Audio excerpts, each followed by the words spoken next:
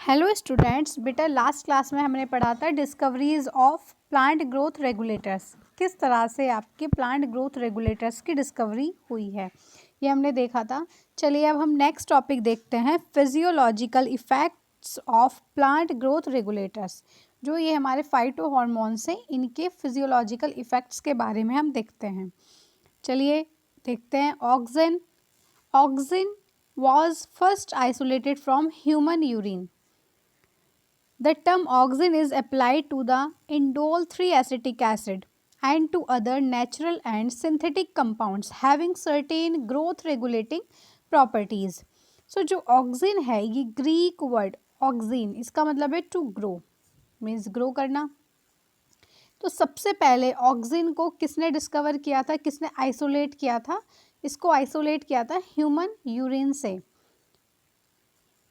जो auxin term है वो अप्लाइड होता है इंडोल 3-एसिटिक एसिड, ठीक है, and to other natural and synthetic compounds. Natural आपका ऑक्सिन है indole acetic acid and indole butyric acid, और सिंथेटिक ऑक्सिन है 2,4 डाइक्लोरोफिनॉक्सी एसिटिक एसिड, ठीक है।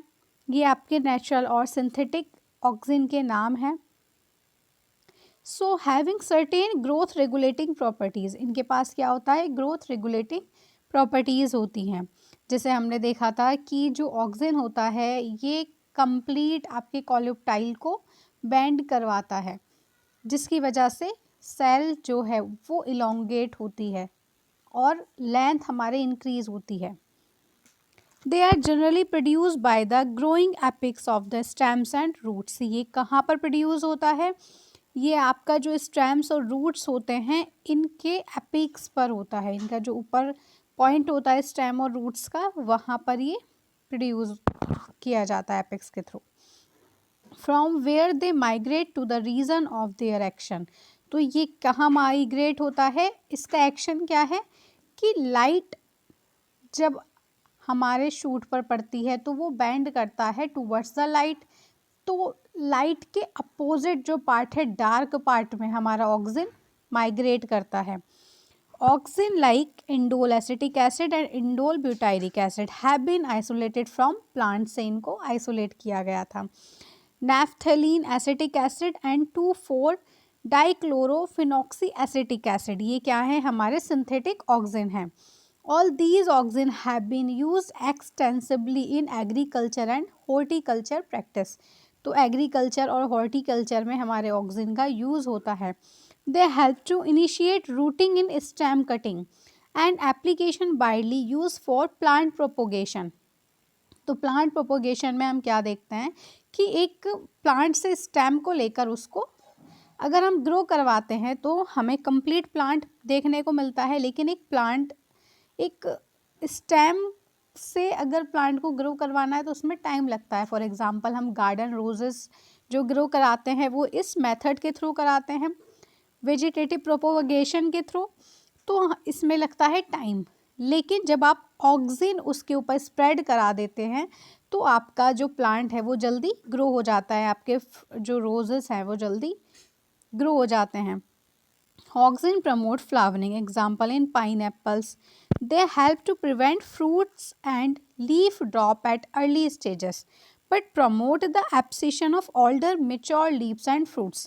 तो जो ऑक्सिन है वो क्या करता है, फ्लावरिंग को भी प्रमोट कराता है पाइनएप्पल में। इसके अलावा ये क्या करता है, ये प्रिवेंट करता है फ्रूट्स और लीफ को अर्ली स्टेजेस में ना वो शेड ऑफ हो जाए, ना झड़ जाएं।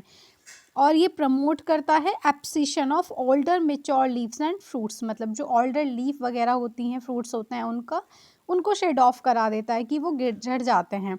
फिर उनके अंदर जो इम्पोर्टेंट न्यूट्रिएंट्स होते हैं उनको मोबाइल करवा देता है यंग लीफ में या फ्रूट्स में।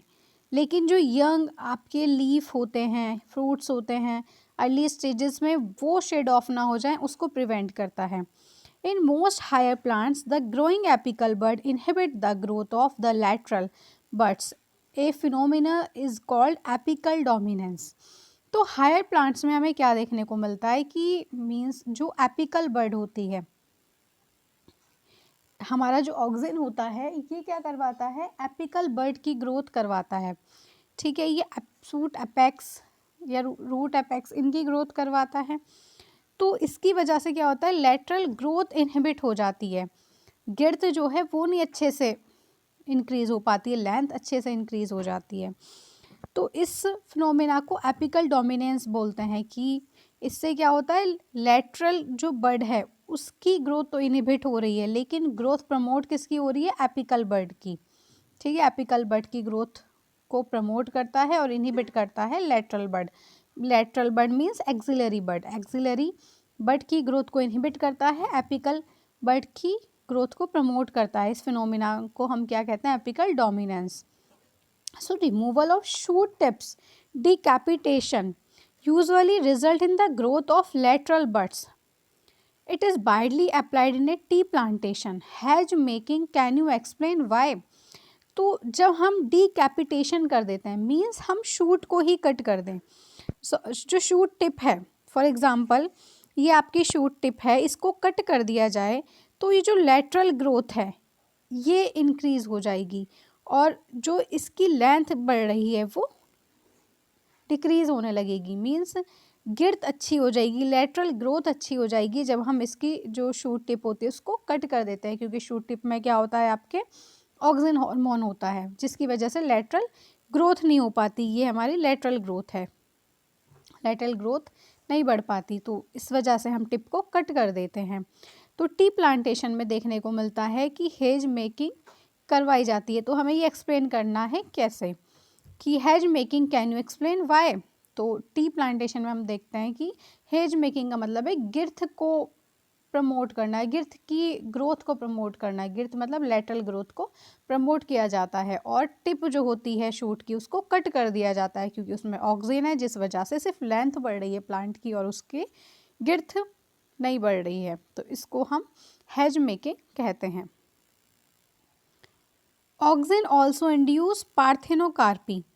ऑक्सिन क्या करता है, पार्थेनोकार्पी को इंड्यूस करता है। पार्थेनोकार्पी क्या होता है, पार्थेनोकार्पी का मतलब है फ्रूट का डेवलपमेंट होना विदाउट फर्टिलाइजेशन।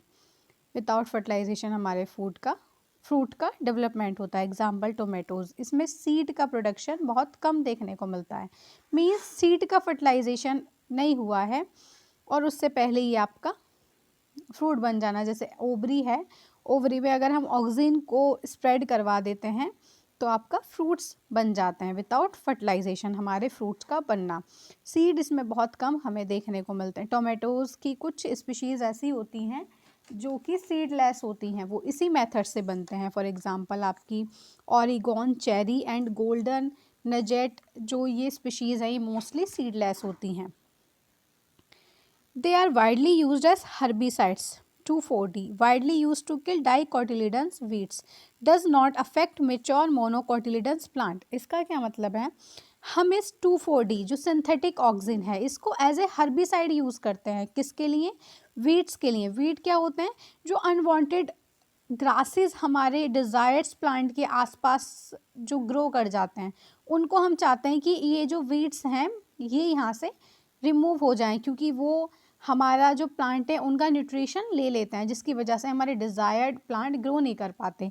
तो ना उनको हम रिमूव करने के लिए हर्बिसाइड्स वगैरह यूज़ करते हैं। तो एज ए हर्बिसाइड हम 2,4-D को यूज़ कर रहे हैं, जो कि एक सिंथेटिक ऑक्सिन है। ये सिर्फ डाइकोटिलिडन वीड्स को ही रिमूव कर सकती है, उसी को किल कर सकती है। ये मोनोकोटिलिडन्स प्लांट को अफेक्ट नहीं करती है। It is used to prepare weed free lawns by Gardner's.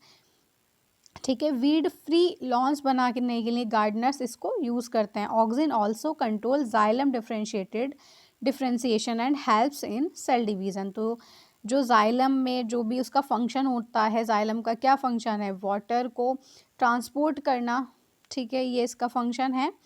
तो इसमें इसके लिए ऑक्सिन इसको डिफ्रेंशिएट बनाता है और हेल्प करता है सेल डिवीज़न में। ठीक है,